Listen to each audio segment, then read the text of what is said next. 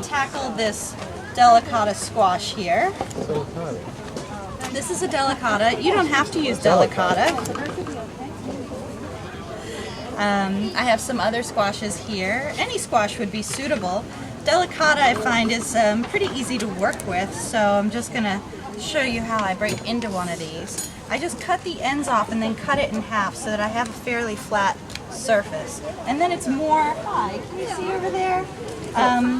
It's more of a whittling of the squash than a cutting of the squash. You wouldn't use a potato peeler then? Some people do. I haven't had luck with a potato peeler. I find it just doesn't have the muscle and the control that I need. So I just like this method. This is actually the same method I use for melons. I just cut them in half and then whittle outside and then scoop out the seeds and then just cut like this and put it in a roasting pan. And then the skins, they kind of slip right off. And put a good amount of cinnamon there, at least a 1/4 teaspoon. And bring that to a boil. Have you all ever cooked with couscous before? It's so easy to use, you know? It's so simple. The cinnamon tends to clump up, so I give it a little stir. And you know when you're cooking with couscous, I am, but I'm just measuring. It's 1 cup of water to 3/4 cup couscous, but I have doubled up there. So I had to do a little math here. So I'm putting in 1½ cups couscous. And then you just give that a little stir. Yeah, so it's like I try to avoid the one, you know, it's like, okay, and turn off the heat. And just let it set for 5 minutes. And then I go walking. Meanwhile, we can make the rest of the squash. Getting back to the squash, which I have peeled and seeded. Now you're just going to cube it.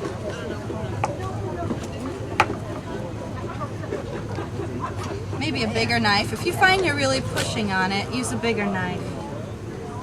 Gives you more push, more room to get your fingers out of the way.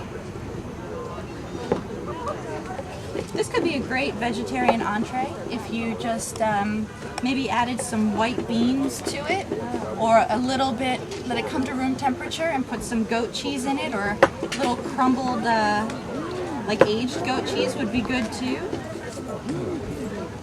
You can serve it hot, you can serve it at room temperature. You could even put it in a wrap for a nice little quick lunch meal.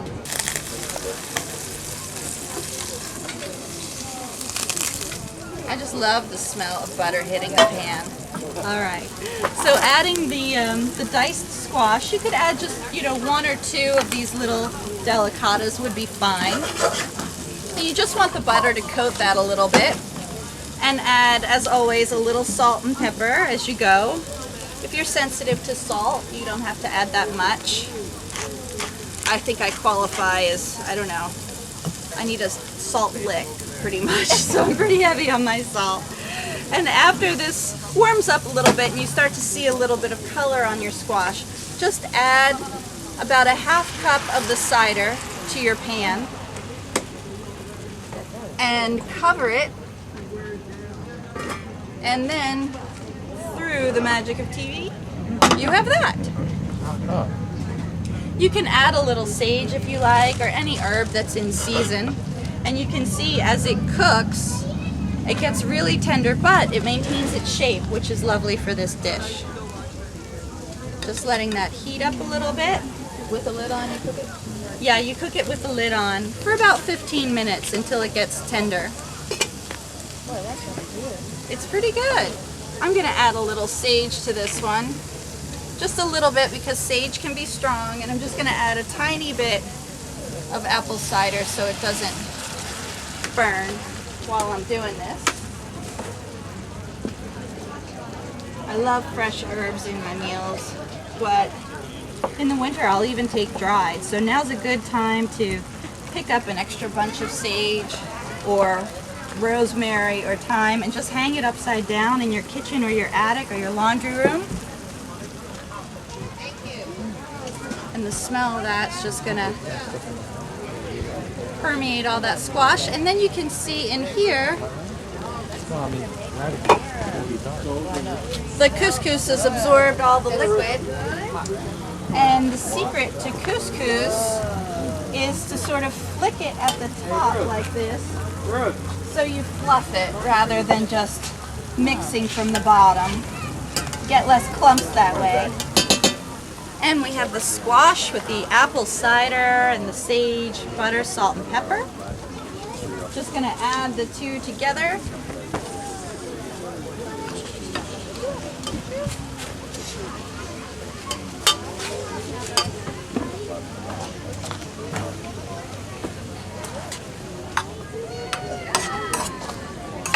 Give it a little toss, and the nice juice from the squash is going to combine with the couscous and sort of dress the grains of couscous.